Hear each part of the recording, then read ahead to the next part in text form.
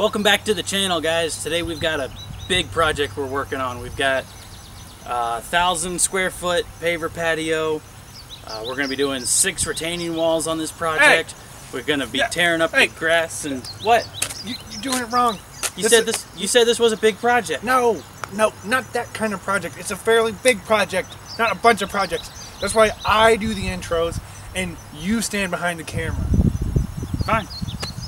You do the intro. All right, I will. I'm gonna rub my nuts on your truck. No. Don't you do that. Don't. What? He's got a nut allergy.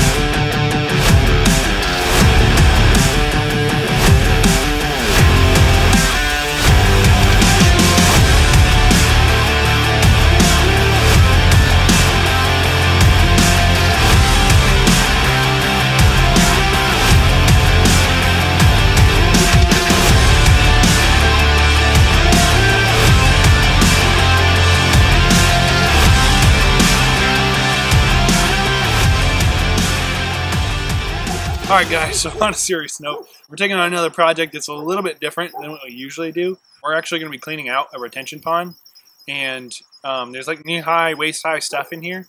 And so we're just going to flatten it all down, take it out, and then where all the rocks are from the entrance of the pond to the exit of the pond, we're going to clean that out, put all new weed barrier down so there's not small trees and stuff growing up in there. And then we're going to, if there's any muck, silt, anything down the bottom, we're going to clean it out. So there's a good chance it's going to be muddy because it's been a rainy season. It just rained really like 2 days for last week sometime. So there's a good chance it's going to be muddy down here. So we're going to put the ASV Posi track system to use down here, coming in and out these steep slopes, and see if we can get it stuck or something. I don't know, see what we can do. But in this area, what we're going to do is we're going to use a double punch fabric, geotextile fabric, I think, which is where the water can go through it. It's a drainage fabric, not a weed fabric, but it will keep the weeds out. So that's our plan. We're going to put it around the outside, and it should take us a couple of days. So let's go get to work, and let's see what our end result looks like.